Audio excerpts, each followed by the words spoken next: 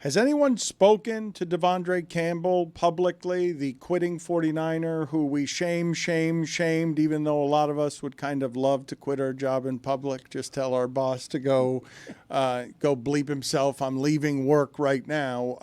I have not seen him interviewed. I have wanted to hear from him. I have wondered what the toll would be of doing what he does for a living, getting to money that is substantive, and then one day on television quitting, and then the next day on television, the easiest thing in the world appears, which is every critic can come out and say, you're a quitter. Every critic can come out and say, you are a quitter, you're a coward. It's the easiest thing. I'd be curious what that person is thinking. Like, really? what I haven't thought about that name since like the first 15 minutes of reaction in the morning when we found out about the story, and we all moved on. I think the silence on that front either indicates a lack of interest from people wanting to find out, or probably an admission where, I don't need to get my set. Let me just hope this goes away. But if I told you right now, if I said coming up next, this person is talking and going to explain to you what happened that day, you wouldn't stick around to listen to why it is that all of that happened, or what it is that it felt like to go through that the next day watching a bunch of critics tell you that you're the quitter? No. Like, do I have to sit through a commercial? I don't want to do that. I'm not that interested. Like, this guy's made a lot of money in his career. Even though he played well, like, it's pretty clear what happened there. Was playing a lot, was upset that another guy was playing over him, seems to be at the end of his career, and that's just how he goes out. It'd be Antonio Brown, fascinating, because for a lot of different things, different person, well-known, the way that he did it, but also the notion that he still had plenty of good football left in front of him. People learned his name through this story, so I don't think people care. That's a tough part. The guy I remember who did this before Antonio Brown was Vontae Davis. You guys remember when he retired at halftime? He was like, he was of repute. Yes. But also, wasn't it halftime of the last game of the season where he was just out? Actually, it was the second game of the season. Yeah, it was like earlier in the season. It was the second game of the season, and that's what made it so shocking. But also, for him, it wasn't, I'm upset about coaching decisions, whatever. It was like, you know what? I don't need this. And he walked away from football. My question for Campbell is, do you actually have plans to play football again somewhere else? Because you have to know that reaction in that sport is the death knell. I found it fascinating for a number of different reasons, and still find it fascinating as we talk now, because I don't know how many of the people listening to this are unhappy at work. I do know that a lot of people come up to us over 20 years and say, thank you for making work some semblance of easier, because I'm with you for 3 or 4 hours and I don't love what I do for a living, and there are any number of times I've wanted to quit, and you make the day half as long. You're welcome. If the audience is out there, one opinion I didn't hear from anybody after that happened is, man, a lot of people would kind of like to do that. Would kind of like to be just one day at work very publicly like, you know what, I am done with all of this. However it is you imagine quitting a job that you're unhappy with, what is the best and most spontaneous, relieving kind of way to do that you imagine in the scenarios that you've always wanted to tell your boss to bleep off? You've always wanted to do X, Y, and Z. How many people listening to this are unhappy enough at work that they connected with him just being like, you know what? A lot of people. I am done. I do not work here anymore. The Wall Street Journal published a story in December saying that the number of Americans wanting to switch jobs has hit a 10-year high. I, for one, have never wanted to tell my boss to bleep off. It really depends on how much you talk about Jimmy Butler, and that's my threshold. Same. Where is Lucy Rodine's Off Rohd-ing? I just saw an invoice from Ricky Williams. I just saw the invoice. He gave a deduction for what is usually his appearance fee because we got in trouble with so many people because you can't just go on the field and video things because Ricky said, hey, let's go on the field. We don't have any video we can show anybody from what it is that you were doing at Texas. Wait, say that again. Someone was talking to me in a red jacket, and I don't want to call their name out. Well, the last sentence is all you needed to hear, I which didn't hear is the last not sentence. even. Sounds like We do have off-roading. Yes, Dan. we do, Dan. Can we play it? Let's do that. Hit it. How have Clemson fans been? Have you interacted with them at all? I had one hold the door for me as I was at the porta potty, so I got a little respect for him, but I'm about to show my ass today. I ain't gonna lie.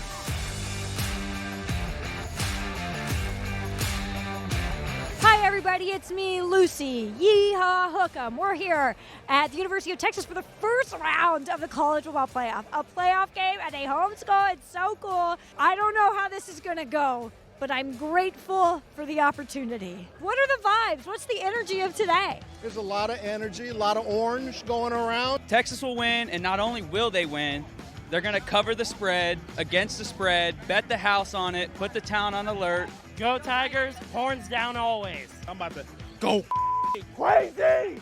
It's playoff time, baby. Let's go. Beat Clemson. Why do you think everyone hates Texas so much? We got better spirit, a better fan base. They hate us because they ain't us. How much joy does it give you knowing that you guys are here competing for a national championship potentially, and South Carolina is not, even though they beat you? We're just happy to be here. We're in the playoff. We have a shot at a national championship. They don't. So that's their loss. Do you like Dabo Sweeney? Debo who? Dabo Sweeney? Who is that? Exactly. No, he's weird. He's like toast. Transfer portal Dabo is the scariest thing in college football. Just getting a guy from Southeast Missouri State and now Purdue, I feel like it's slowly starting a domino effect where he's going to get big names from bigger schools. He's going to be a Hall of Fame coach, and I believe in Dabo's ways. He's a little bitch. If you guys had to make a choice right now and you were the coach, would you pick Quinn or Arch? I'd pick Quinn. Start Quinn when we go to the red zone, put Arch in. No, I'd stay with Quinn. Raise your left hand for Quinn or your right hand for Arch. Okay, I have to check. We just need somebody to play some ball. That's it. That's all I want. Mike Ryan on the LeBatard Show says that the upside down U is one of the most offensive things a fan base can do. No. How do you feel when someone does the horn snap? You know, they spend more time thinking about us. We live rent-free in their head. Breaking the U is better. Doing that is a lot better. I personally, every time someone does that, I'm like, yeah! Do it right now. Yeah! Where did you get your shoes?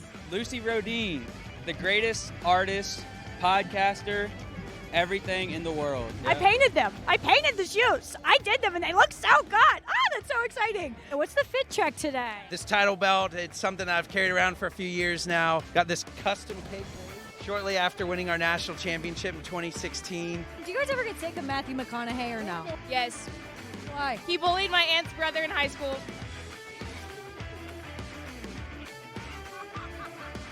I will never get tired of seeing Matthew McConaughey, goddammit. Matthew McConaughey, you the man, baby. What's the worst fan base you all have dealt with? Your least favorite? Aggies. Might go A&M. Well, Aggies, of course. I mean, you know. It's been a very popular answer today. Them Georgia fans be acting out of hand sometimes, man. They don't know how to win with class. We had some cat that just didn't know how to hold his leg and almost got the right hook. Miami. What makes Miami fans so bad? They talk a lot on Twitter, and then they don't show up to any of the games. Last question, anything you want to say to Dan and the LeBatard Show crew? I love you guys. You saved my life. I've been listening to LeBatard Show since 790 back then, and yeah, I've grown up with him. I love him. So, have you watched an episode in the last 2 years? I've watched a few, yeah, here and there. I don't believe you. If you had to guess what my name is, what do you think my name is? Emily? Whoa! We had such a great time, and the game ended up being way more fun than we thought it would. There were a lot of points, a little too many points, kind of alarming how many points, but nonetheless, great time. And Texas will, well, I'm not going to go to that game in Atlanta, but have fun. Hook 'em. A great season, Emily. That's disrespectful. The worst name one can pull. By the way, that was $7 for not listening earlier to the Venmo fine bucket. What is your fine for chatting when you were supposed What's to your be fine working? for snitching? That is pestering. I didn't say That'd be anyone's pestering. name. He just yap, yap, yap, yap, yap. Ever since he left the executive producer role, he sits in the back row and creates the general chaos with Billy back there. I miss it. I do miss it. It's pretty chill back here. Can't lie. I wanted to talk to Amin about what's going on with J.J. Reddick and Charles Barkley because, if basketball has been about storylines and basketball is great at making players and personalities stars, right? Because it's so much better than the other sports. It's almost kind of weird to see what's happening with basketball, where basketball's biggest stars are bigger than football's biggest stars, even though football is the biggest sport. And at the height of all that, the Lakers are fascinating. They've got the oldest player in the league who defies science and gravity and picked his own coach, a podcaster who nobody likes. No. JJ Redick, since no, look, to be clear, I like someone who is publicly confident, says so, and doesn't care what you think about it. He's been this since Duke. I like it. That doesn't tend to be likable, especially when it comes from Duke. A lot of people do appreciate that later in his career, JJ Redick was very good at the content game and explaining basketball, really knew his stuff, but then became a coach for the Lakers. And now Charles Barkley is going after him in a way that nobody wins fights with Charles Barkley, and Charles Barkley knows it, which is why he keeps saying over and over, if you come for the king, you better not miss. I have a platform. It's bigger than yours, even as Laker coach. Mm-hmm. I will bury you. Yeah. No, look, I think it's all born out of a misunderstanding, to be honest with you. So if you don't know, JJ Redick made some comments about, that he was asked about, hey, people were saying that the ratings are down, and it's because they shoot too many threes. And JJ Redick kind of pushed back on the notion that the league is, the style of play, is there anything wrong with it? He says the players are more skilled than they've ever been. Or at least since when he came in the league. Certainly from three. Yeah. Well, he's skilled overall. He said the players are more skilled and more talented today than they were 20 years ago when he first came into the league. And he said he thinks a reason why this discourse is happening is because there are a lot of people who talk bad about the game, right? Now, he said that without naming any names. Charles Barkley took that as, he's talking about inside the NBA specifically, and that's why Chuck went off on him and leveled him with, what can only be described as Operation Shock and Awe. JJ Redick was asked, hey, what did you think? And he gave, we broke this down on Basketball Illuminati, a response that was, he clearly lost the battle there. He said, I don't care. I have some thoughts that I don't care. And I'm like, JJ, you can't do that. But this is what happens when you're used to arguing people online versus arguing someone real life, and that Charles Barkley takes that round. But I submit to you, this was all a misunderstanding, and that he wasn't talking about Charles Barkley or inside the NBA. You know who he's talking about, Dan? Y'all. And specifically, that red-jacketed joker in the back over there. All that mess prior to Christmas break, when I yelled at Mike, and Mike got upset that I yelled at him, and when I patted him on the back to let him know, hey, man, we're just doing show. He's like, and he tried to pat me on my back. Like, he's talking about you, man. He's talking about you and your negativity around NBA basketball. That's cool. I wasn't watching. Thank you for updating me on the situation. Mm-hmm. I will say, as it regards some of this stuff and the packaging, framing, and I mean, you're pretty astute as a front office guy on marketing type of issues. I remember Scott Boras, the super agent in baseball, said a long time ago during all the work stoppages and all the fights over the money that get fans really mad. Baseball is the only sport that takes a product off of the produce aisle, a can, throws it on the floor, kicks it all over the floor, then puts it back on the shelf and asks you to buy it. Huh. ESPN ran off Jeff Van Gundy and NBA ran off Jeff Van Gundy because that's too negative talking about the sport. We need a framing that's not quite – don't criticize the officiating all the time. You're great at what you do, but we need the voices to be a little more positive. A problem the NBA has is the people on its most popular show don't like today's form of basketball either. Shaq wants it in the post. Barkley plays down low. Kenny Smith will play along. Your biggest property doesn't always seem like it likes how they're playing today. It's honestly something that College Game Day should monitor. because what people love so much about college football is this tribalism, this fun that's associated with it, and it's veering off into Surly Town, where we're not having as much fun, and we're just complaining about fans the entire time, and we're saying that the games are bad, even though we're the ones that air the games and hype the games up and have hour-long specials telling you, hey, these might be the games in a couple of months. So it's something that everybody should monitor. Mike, do you know why it's happening? Social media? Yes, that's exactly it. We went from, whether it was the leagues themselves or the broadcasters, crafting how we're going to talk about this product, to checking online. What are people saying? Oh, people are saying this. Let's follow that. Letting the cart lead the horse rather than the other way around. And I think it's a massive problem. Look, in the 90s and the 2000s, what was the league slogans for the NBA? I'll stick for NBA. I love this game. I love this game where amazing happens. And now it's like, what's trending? Too many threes. The number of people who said, oh, there was a game where 75 three-pointers were missed combined. And I'm like, you're talking about the Charlotte Hornets? Who cares? It would be like judging college football by what happened in Liberty versus Elon. Yeah. I mean, I get you, and social media is look, it's toxic, and it seems as though the algo is just going to make it more and more toxic, but I'm not really I'm at the level of disinterested where I didn't really start filing my complaints on social media about baseball. If I'm asked about it on this show, I'll tell you my stale take on that, even though I credit them for making the changes that I was asking for. Basketball, I'll catch up. If my team's good, that has a lot to do with it.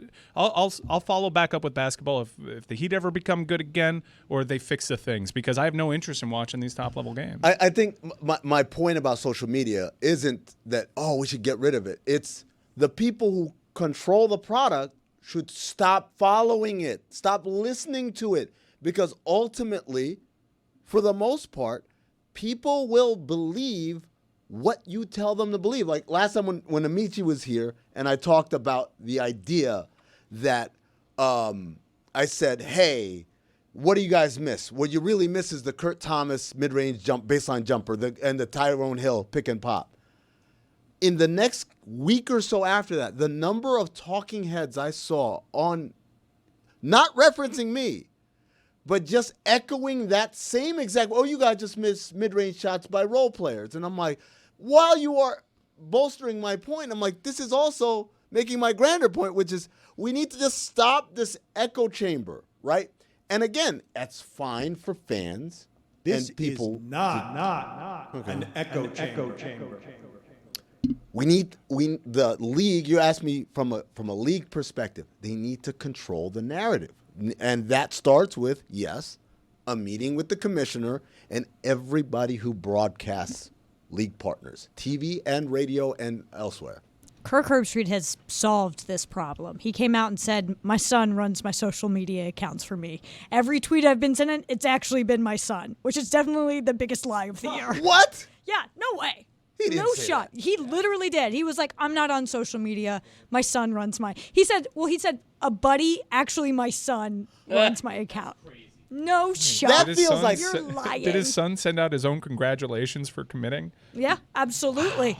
His son has been really active online, offering prayer support to everybody. He's been tweeting like crazy, but not Kirk Herbstreit, who does love to like go on air and be like, the Ohio State fan base is vile. They're so nasty online. But how would you know that? Because your son runs your account. Somebody please get in front of Kirk Herbstreit. The following, let him know this is so. I have already alerted Chris Fowler. I had to alert him that this was so. Even though I'm going to let it slide. I'm going to be a good teammate. I'm going to let it slide. Everybody's at ESPN, because had you not taken the route you taken, I would have lit their ass up. But I'm going to let it slide. You know what, guys? Congratulations, Ohio State. You won the game. But, hey, if we're going to be on the same team, if we're going to work for the same network, don't do that. Kurt, Chris Fowler, I promise you, if you ever mention anything, any platform that I'm on again and talking about, I wonder what they're going to say in negativity, I promise you, ESPN ain't got enough bosses to keep me off y'all for what I'm going to say. So I'm going to let y'all slide today. I'm going to turn it over to D.O. before I get myself in trouble. But don't play with me. Go ahead, D.O. Damn. I got to follow? Go ahead. Oh, man. There's got to be more going on there. Yeah, Dio. What was that laugh by me? Damn. I would really like for Kirk Herbstreit to take that one syllable further so that we can all enjoy, for some reason, Shannon Sharp dying on the hill of first take isn't negative.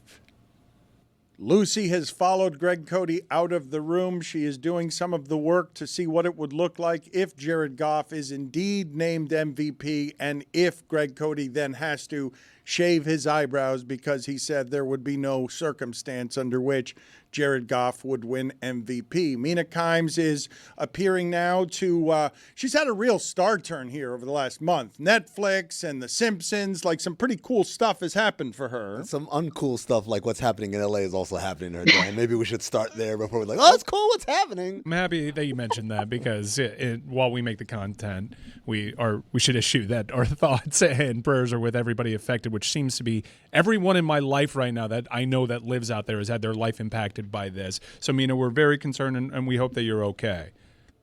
Yeah, it's been an absolutely wild 24 hours. I am in my friend's guest room right now. There's a travel crib behind me for the YouTube audience, if you're wondering what that is. And I don't know, it's just been absolutely surreal, guys. I was flying back from Newark 2 nights ago when the fires really started kicking off on Tuesday night, and we got in the plane and there were some news reports at the time, but I think everybody kind of assumed because we were being allowed to fly and land, it couldn't be that bad. And then you could see the plane sort of apprehend what was going on, and people were finding out on the plane that their houses, their friends' houses were burning to the ground. And overnight, my husband and my infant child came here because our house is pretty close to the second fire on the east side. And then last night, another fire sprang up pretty close near here, but luckily they were able to put it out pretty quickly because the winds had died down so much here in Los Angeles. But it's just been an absolutely surreal 36 hours or so. Fortunately, things seem to be turning around a little bit, largely because the winds have died down. But I mean, my son's friend's house burned to the ground. Everybody in their neighborhood lost their houses. It's just friends, family friends, people we know, just up in flames. I've just never seen anything like this in my life. When we feel the effects that feel apocalyptic about the stuff that's happening in the world, climate-related and otherwise, wherever fears reside in California on what this stuff looks like, it didn't actually look like this, right? I don't know when we fear the climate change stuff, if we think 50 years down the road it's just going to be an explosion somewhere, but it seems like all of this is a bit of forecasting for what things look like at the end, where you don't have a precedent for, what do you mean my home's just going to burn down? Not here. What do you mean hurricane winds during fire and drought? Yeah, it hasn't rained here in months, and so we've people in LA are obviously very acutely aware of the fire risk. It's not new, particularly in the Malibu Palisades area, but I think to just have that visually manifest itself so immediately, the dryness combined with the unusualness of the winds. And that was, we always get these Santa Ana winds, but this is, I don't know if I could say like once in a decade or whatnot, but the strength of them, the erraticism of them, that was the craziest part, guys. Like on Tuesday, by the way, I flew by the fire and it literally looked like Mordor, like Lord of the Rings or something, but, which was just surreal. But I think what the craziest part was on Tuesday, seeing the fires burning and growing at this amazing rate, watching the local news and hearing them say, we can't fight this right now because we can't put helicopters in the sky because of these winds, was just stunning. Because I think with, natural disasters or any kind of events like that, we're so used to authority figures just being able to fight them. But we were talking about something, these winds that nobody has any control over. And it was just absolutely heartbreaking to see. I wish, Mina, you would have gotten some dark comedy humor out of while you were talking, the sheer panic that swept over the face of Chris Cody as he made sure some of the details you were giving, that the corner of the screen wasn't the video team putting Greg Cody losing his eyebrows, which is, I saw it show up in the preview and I saw just a blanket of fear sweep over the face of Chris Cody because as you were talking about these horrors, Greg Cody was getting his eyebrow removed, and video thought it would be a good time to put the photo of Mike Woodson up and Greg Cody losing his eyebrow. Good judgment by me? Yes, it was good work by you. Hey, look at Chris. The panic on your face was good work. But I was saying by way of introduction, Mina, that your last month at work has seemed like some of the weirdest dreams in the world coming true in a way that have from over here. It has brought me great joy to watch what seems like would be a great deal of fun at the center of football. Yeah, it's been a really fun month, I guess until now for me, both at ESPN and doing some project outside of ESPN. The Simpsons game that we got to call was one of the more fun experiences of my life as a longtime Simpsons fan. Working on Christmas was pretty surreal, and now we're in the playoffs. You know, like I said, I was in Newark. I was on the East Coast doing NFL Live from Bristol earlier this week, and it's been a whirlwind, I suppose. And we're supposed to do, by the way, NFL Live in LA on Monday, but as you guys I'm sure are aware, it's pretty touch and go right now. They're considering moving the game to Phoenix, and I think we won't find out for a second what happens there with the Rams game. What was the Netflix experience like? What did you expect? And just in terms of dizzying stuff that's happening with your career, finding yourself in some of these places, is there one above all the others for you that's like, oh, this is about the coolest thing I've known. I could have never imagined this when I was a business reporter. The coolest thing probably was doing the Simpsons game, because as part of that experience, I got to know the Simpsons showrunner and one of their writers, and we were going back and forth all up to the game with just jokes and references, and that was just such a cool experience for me personally. But doing the Netflix game was a ton of fun. You know, it was really unusual in that you're working with a bunch of people you've never worked with before, and I think it was it made me realize, oh, wow, doing NFL Live now for 5 years with the same crew, you don't get that many opportunities like that in television these days, where there's so much, people always talk about the chemistry, but beyond that, just kind of that inbuilt trust and comfort and working with each other, knowing when people are going to talk and whatnot. So it was a novel experience with me to kind of be, I guess, you know, I feel bad comparing it to like an all-star game, because that implies that I'm an all-star. I don't want to make that implication, but it was really like, okay, we're teammates now. And the other thing that was very wild about it, Dan, was, again, on NFL Live and all my shows, I usually have a lot of time to talk, but I realized on these pregame halftime shows, you don't have as much room, setting aside the fact that I was deeply aware of the fact that I had 45 seconds to give a take about CJ Stroud after Beyonce. So that, you know, over 20 million Americans were just absolutely disappointed to see my face, and I tried not to let that trickle into my Was brain. it very pressurized, or was it okay? Like, were you able to take some of the air out of all of it and make it less serious than Christmas Day, NFL? You know, the game, I just got so wrapped up in the game so quickly that I kind of lost sight of the context, because they were just quarterbacks that I love watching, and I was really interested in them, and I got kind of locked into that. So, I think that, and that's the fun thing about working in before, during, and after games is like, there's that energy. That's what's different from doing the daily studio show, right? Which I love doing. But when you're before and middle and after a game, it's more closer to the action, and you're just sort of tied up in exactly what's happening on the field at that moment. Lucy, can you give us an update, please? Greg Cody, can you give us an update? What's going on in the other room? Well, the concealer we have does not match Greg's skin tone at all. Okay, this isn't working. So none of this works. It's kind of. I don't know. I kind of like it. We needed an orange concealer, a color corrector, which we do not have, and we need a foundation that matches Greg's skin tone, which we do not have. And the glue sticks we got were scented, so I think we needed a different type of glue stick, but we're working on it. Lucy, I'm going to tell you right now, it looks exactly like someone put two sticky patches over his eyebrows and ripped them off. And so that the skin is so light now because of tearing off.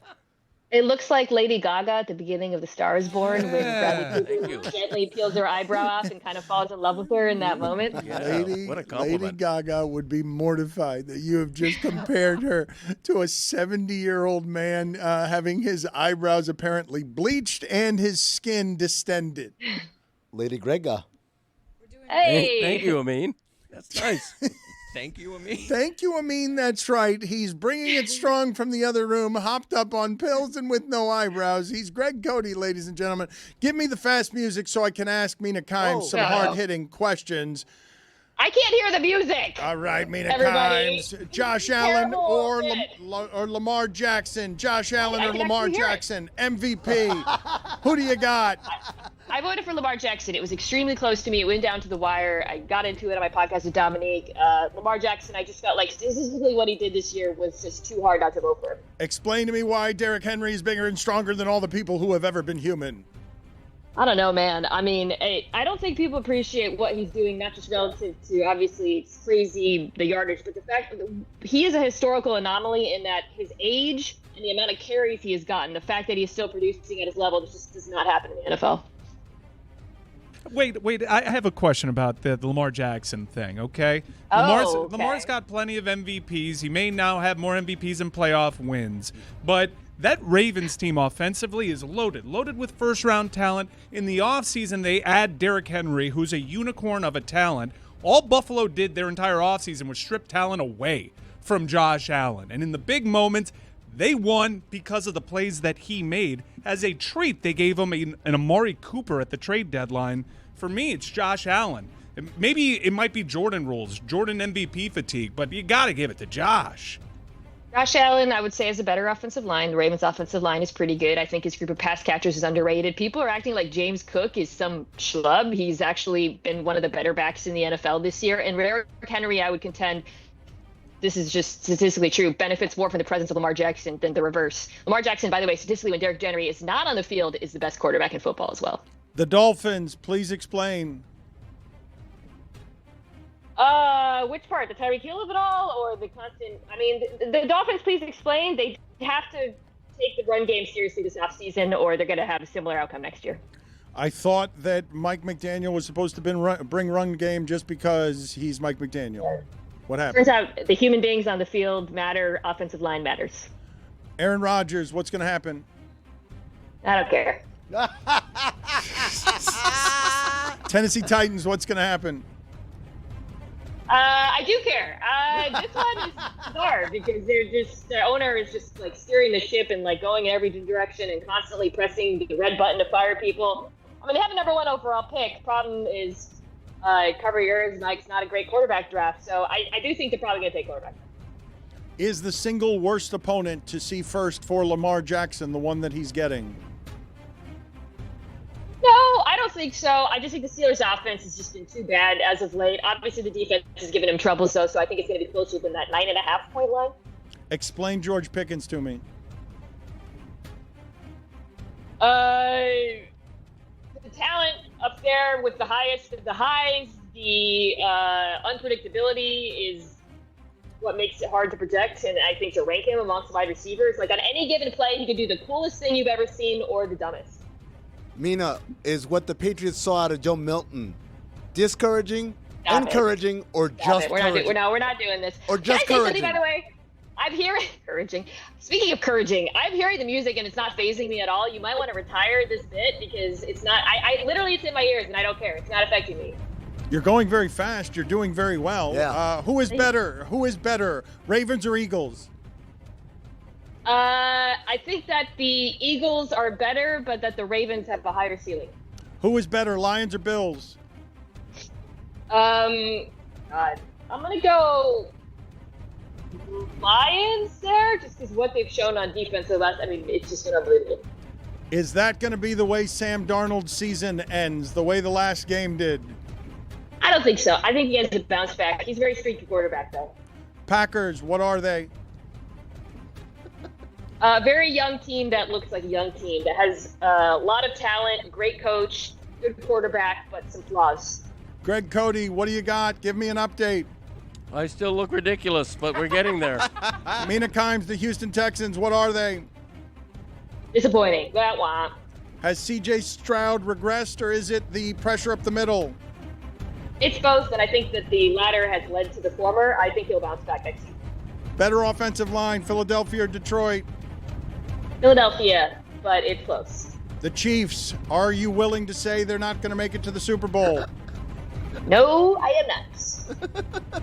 Do you believe that the Bills are better than the Chiefs? No. You did that very well, Mina. Congratulations. It's the first time you have ever done it correctly. You have finally graduated to doing this well. And for the video audience who didn't see, she added an extra element of doing the mall walker while doing the answers. She was dancing around during it. She was not afraid of the music. Pressure no longer phases her. She is a conqueror. Mina, thank you for being on with us. We appreciate the time. Always nice seeing you. It's great to see you guys.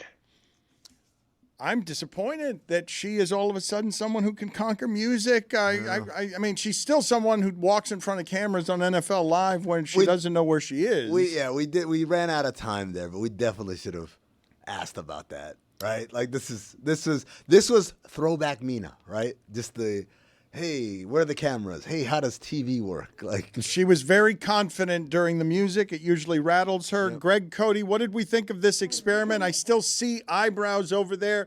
I also see what I would call from here, and I don't know if this is the technical term or not, but caked death. Seems to be above his. That's a good description. I just little bits of crumbs of death. What is Rose doing? What is Rose doing? 9 people are working on me right now. I don't know what's going on. That's how makeup works, folks. Get a team. They call it the MUA team. MUAH, makeup and hair. Wow.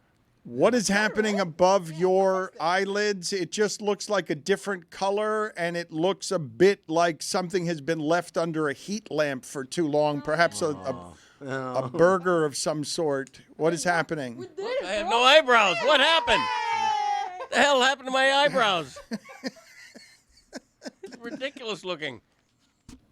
One of the things the aforementioned Matthew Kugler has been doing with these South Beach sessions that this week has Pat Riley is he's been trying to provide me a different place where I can tell some people that I admire or that I have relationships with how it is that I feel about them while they're still living. And in the spirit of that, what I am doing with Dan Patrick in New Orleans as a testament to someone who's a bit of a hero for me and gave us permission to do the things that we do the way that we do them. We are creating I don't like the Super Bowl going that week. I'm not even going to be a part of all of our Super Bowl coverage that week because I want to go do this thing with Dan Patrick to honor somebody who I really admire for getting to the top of our business the fairest way. Like no one's got anything bad to say about how he got to the top of things. And so we have this night. This bar's cool. I've been there before. I think on New Year's Eve. It's one of the most fun nights of my life. Was that the mashed potatoes with my dad? No, that was a different night. We pulled him out of a dungeon place on. He was on. What was he on?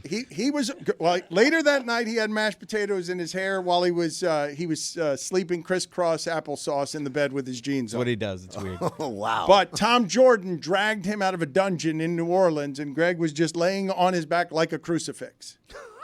I think the word dungeon needs explaining. Yeah. No, it was a dungeon. It was a place. It was a bar that was known as a dungeon. Anyway, Tipitina's is not that place. It's a great place, and if you want, are there still tickets available? Ticketweb.com. I think there's some tickets available. Ticketweb.com. If you just casually search Dan LeBatard in the search bar, it'll take you right to it. Also, for those watching along on any of our broadcast partners, Peacock and YouTube, we have a QR code on the screen right now. Right there, I'm pointing to it. You can screen that, and the link will come up right there on your phone. But yeah, tickets are limited to this, and it's going to be a great event. I love your dynamic with Dan Patrick. You're going to be giving it to each other here on this stage a little bit. Yep, nope, that's actually going to happen. They're going to have intercourse on this stage. Yes, that is correct. That is right. After the meet and greet. Yes. That'll go viral. Yes. Yes. So that is a different package that is available. You hope. We have plenty of cuck chairs set up alongside. All right. The meet and greet. You're spelling the meat. All right, very good. Excellent work by everybody involved. Again, you can listen to us and see us and watch us in more places than ever before. Samsung TV Plus. I mean, Mike just mentioned we're partners with Dan Patrick, Peacock, NBC Sports, now YouTube and Max, Roku, Vizio Watch Free Plus, and Juju Gotti is here to dominate all of those platforms. We have to do a Thursday Thunder with Juju Gotti. What are the criticisms today? I didn't think there was enough Greg Cody today. There's never enough Greg Cody. He was playing hurt. He's on some sort of medications. We lost him about 6 or 7 segments ago. He's dancing. One of the main criticisms was, first of all, good to see all you beautiful people. One of the main criticisms was, Greg Cody, if you say you look better with no eyebrows, put your money where your mouth is, brother. You can't challenge or say, I will beat Michael Jordan, and then he walk up and you not checking the ball. Okay, that's fair. You're going to have to shave those brothers respectfully. Okay, you understand that I got to run that past my boss ultimately. Because if my wife wants eyebrows on me, they're staying on. Well, this is the thing. Hold on a second. Well, next time you do it for real, having Lucy disguise them is right. just not good enough. What we just did with Lucy and makeup is not the way to do this, and now you're back to normal again, and you got your eyebrows fine. The thing that was interesting about what we were doing before is the idea that you would come home without asking your wife, that your wife would discover.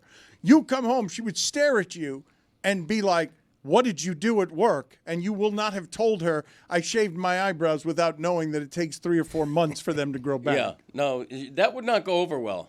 You didn't think of any of that when you said that you would shave your eyebrows, and when you told Mina Kimes you would shave your eyebrows if Jared Goff wins MVP. Yeah, that's true. I may have misspoken there. Luckily, it was not recorded, and nobody can prove I said that. In my 20s, when I had a full beard, I once shaved half my beard, meaning this part of my face had an entire beard, and this part of my face was clean shaven. Everyone's done that in the bathroom. Did you leave the house with it? No, but I surprised your mother with it.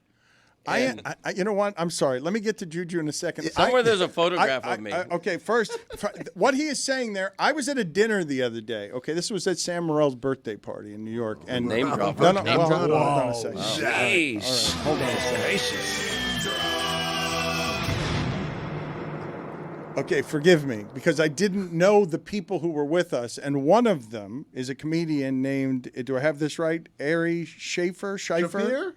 Ari Shaffir? Yes. And he had his face shaved that way. He went out that way. And with us, I think he did it with his hair as well. I think. And I'm like, what are we doing there? You guys believe that Greg Cody 40 years ago spent how much time with his face this way? Most of a day. No way. Yeah. No way. No, most of a day, because I did it as a gag. Okay. I wanted to surprise my wife with it. And you did, and then what happened? And then she said, please continue shaving. But it took most of a day to get to that point? Yeah, because I had to wait for her to come home from work. All right. Juju, I'm sorry that I did any of this to you and your segment. We don't need the help of Greg Cody and his half a beard. I love Greg Cody. He can talk the whole time. All right. What do we have to get to? I didn't think there was enough Greg Cody in the show today. Yeah, I mean, you guys pretty much covered. I feel like at this point, it's safe to say we have covered every angle of the Jimmy Butler, Pat Riley saga until this Friday on South Beach Sessions. Mm-hmm. But I think we have covered it as far as the internet is saying. We'll have more tomorrow. We have an entire roundtable discussion with 70 people tomorrow. By the way, there's one more angle that we haven't explored yet. Me and Jeremy are waiting to pop this one on the crew. Probably tomorrow, maybe. Okay, more teasing. Excellent work by all involved. I do wonder, though, can you guys tell me, just out of curiosity, what is the right amount to do these things? And I ask this sincerely, okay? We love the transaction and basketball. The soap opera stuff is just wonderful. And you expect it. Well, not only did you expect it from us on Monday, I saw how you turned out in numbers that were very large because you did want it for the first 2 days. And is that about the limit on some of this stuff? Is it 2 days off of 2 weeks of vacation? Is it 3 days? Is it 4 days? Because, again, we're going to have yet more for you on Friday on Jimmy versus Riley. But it is stupid. I would say the limit is by however much Jeremy talks. Yeah, that's probably right. Yeah, that's my probably right. patience is fine with it until he starts speaking. Yeah, I get it. Then it wears very thin. Super cool. Enough, Jeremy. Finally, you guys have What the hell seen you do with your eyebrows, man? There's something not my going fault. on. Did you put color in it? Honestly, they might have. They might have. Hold on. The whole makeup team. What does that mean? What they might have? You get your eyebrows done by what? Okay.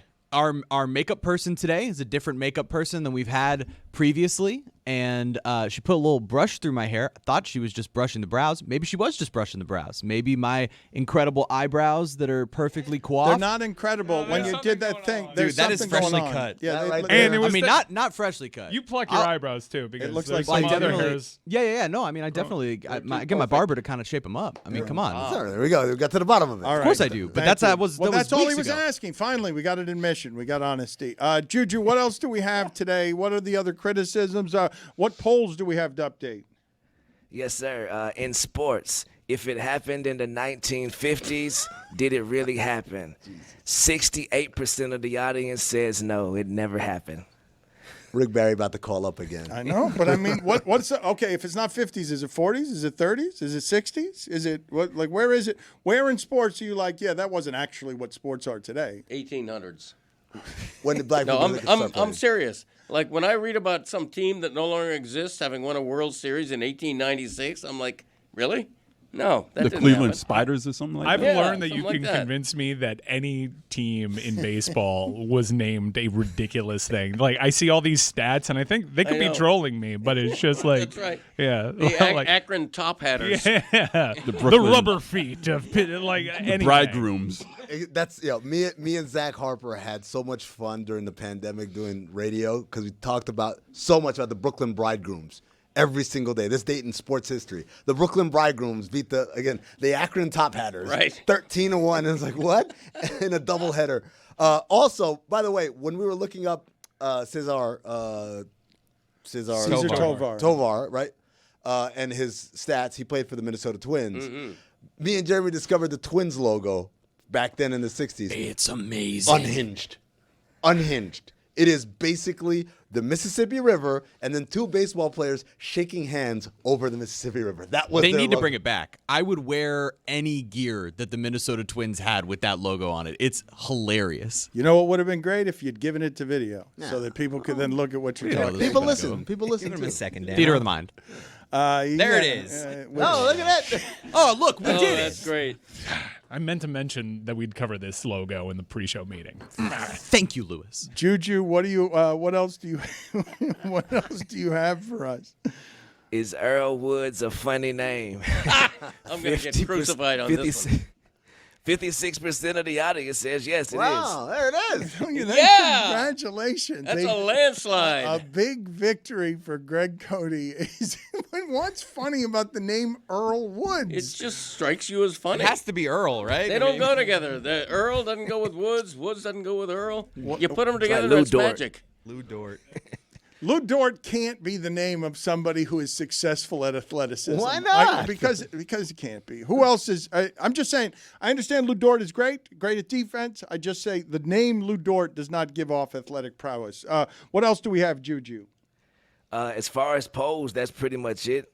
We got a lot of people didn't like my super rule from yesterday. Salute. So I'll take accountability. What? Maybe I need to go back to the drawing board on some of my super rules. Let's but hear I the- got No. kicked in the no, pants. No, all right. Let's. You want Greg Cody and Amin Al-Hassan as allies. Give them your super rule and see what they think as you present this to Greg Cody for the first time. Well, just for the regular season of football, the NFL regular season, in overtime, instead of allowing the first team that scores, if the first team scores a touchdown, game over instantly, we don't get to see Michael Penix become the star we think he is. So I think if you go for two as well as score that first touchdown, now game over. And as well as, hey, you went for two, now all we need is a touchdown and an extra pizzo. You dig, Mo? It's not bad. What do you think? It's not bad. He raised a real eyebrow, and there was no skepticism in it. It was an eyebrow of salute. It was. Because college football does that, right? Like when you get down to their fourth or fifth overtime, they require you to go for two. So that's a Right. similar scenario there. So, Juju, this is what I would compare it to. When you're playing pickup basketball and people are arguing about a call, how do we break the tie of that argument? We shoot it from the top of the shoot key. for it. Now, is it the first guy who shoots for it, that's it, he wins? Or do I get a chance to match? Oh, I get there now. I get a chance to Yeah. match. So I think it's only fair in overtime. Yes, whoever scores, you score a touchdown, I got to match it. I can't come down and then kick a field goal or whatever or keep this thing going. So we're back to agreement with the Super Bowl after the audience rejected it, and Yes. Juju was going to apologize for it and take Nope. it back. Juju was about to run for the hills, taking it back. Well, guess what? He's got allies now. We got your back. Congratulations. Juju. Let's ride into the storm with Juju and do the Thursday Thunder. That's right. It's Thursday Thunder, and it's presented by DraftKings. DraftKings, the crown is yours. Juju, what do we got? This Thursday Thunder, we'll be traveling to the NFL. So I'm taking my game ball, and with this ball, I will never lose. It was given to me by Lucy Rohd-ing. She is so perfect that my picks are now about to be the same. Look at this. So I'm starting off with Lad McConkey. You feel me? From your Los Angeles Chargers. No, who has it better than Lad this weekend? Nobody, because I think they will march into Houston, get the job done, and I think he's one of Justin Herbert's top targets all year. So why not 6 catches? Why not now? That football is what? A disco football? It is a sparkly, amazing football. That is a celebratory. You're promising undefeated victory football. Yes, this is victory football given to me by Lucy Rohd-ing. Salute to her, 1,000%. My second leg, A.J. Brown, over 5.5 catches. You see in the media, whenever he goes and says a couple of things to Jalen that gets under his skin, he's going to make sure he gives him the ball. And I feel like we're still in that radius of weeks where he wants to make sure A.J. is fed. So 5.5 catches over for my brother A.J. Brown this weekend. And what else you got? Also, Saturday, George Pickens. 3.5 catches. Over that. If George Pickens cannot get 3.5 catches Saturday, you trust him? I trust Dangerous because I know how mad George Pickens will be if he don't get 4 balls, and I know that they're going to be pretty much trailing a lot in that game. So yeah, I don't think the Boston Ravens defensive coverage is as good as it used to be. So I think over for George Pickens, 3.5 catches. Did they used to be the Boston Ravens in the 1800s? Yes.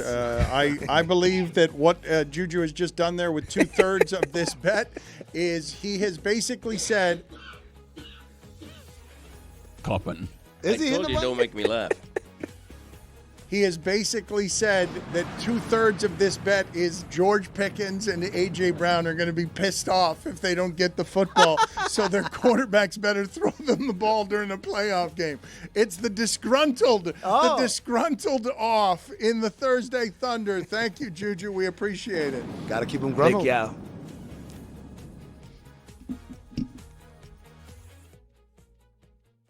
From fireside conversations to football Sundays, winter means more moments with the coolest people in your life. Make these moments even better with Miller Lite, the great tasting light beer for people who love beer. A new year is a perfect time for friends, family, and a great tasting light beer.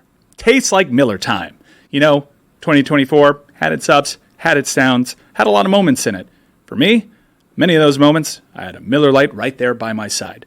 I supplemented my time by making it a Miller time. Why? Well, I'll tell you why. Miller Lite has taste you can depend on. No games, no gimmicks, just a great beer for people who love beer. Miller Lite is brewed for taste. It hits different than other light beers, and it has simple ingredients like malted barley for rich, balanced toffee note flavors and that iconic golden color. The original light beer since 1975 and still the very best one. Miller Lite, great taste. 96 calories. Go to MillerLite.com/Dan to find delivery options near you. Or you can pick up some Miller Lite pretty much anywhere they sell beer. Tastes like Miller time. Celebrate responsibly. Miller Brewing Company, Milwaukee, Wisconsin. 96 calories and 3.2 carbs per 12 ounces.